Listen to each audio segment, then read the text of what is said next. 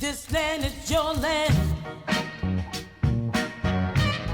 This land is my land. I tell you, this land was made for you and me.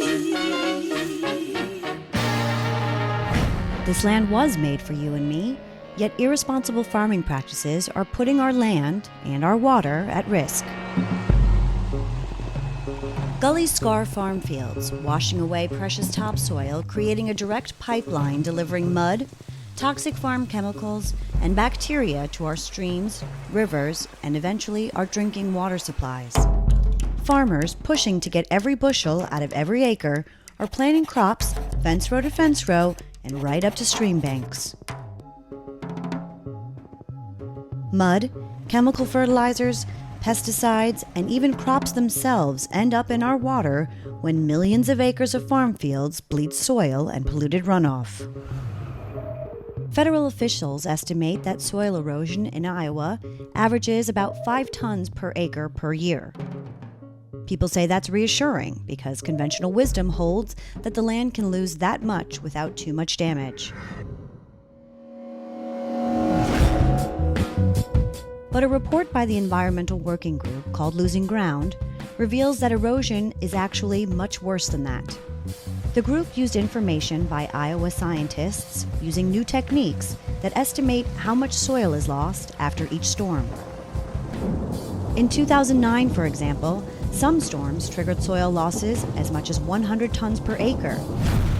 That's 20 times greater than the reported average. 40%, nearly half of Iowa's fields, lost more than the statewide average. And the damage adds up year after year. If we had the same storm-by-storm detail for the whole country, the picture would be even more alarming. Without an area of grass between crops and water, pesticides, fertilizers, and manure run directly into our rivers, streams, and drinking water. It renders our water undrinkable, our beaches unfit to swim in, and has created an area in the Gulf so contaminated that aquatic life has to flee or die.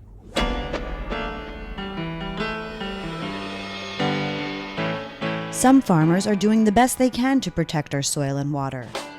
They plant grass strips to heal gullies. They use trees and grass as a buffer between our streams and the crop fields where they apply the pesticides and fertilizers.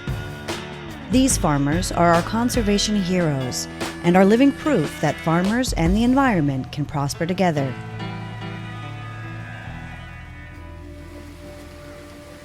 Meanwhile, Washington makes life tougher for conservation-minded farmers by pushing them to plant fence row to fence row with little consideration for what happens to our land. For over the past decade, Washington has paid out $250 billion in federal farm subsidies.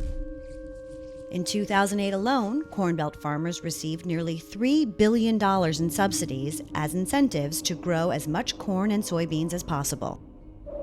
Federal programs that pay farmers to repair gullies and install buffers between streams and their fields are chronically underfunded and just can't stand up to the pressure for all-out production.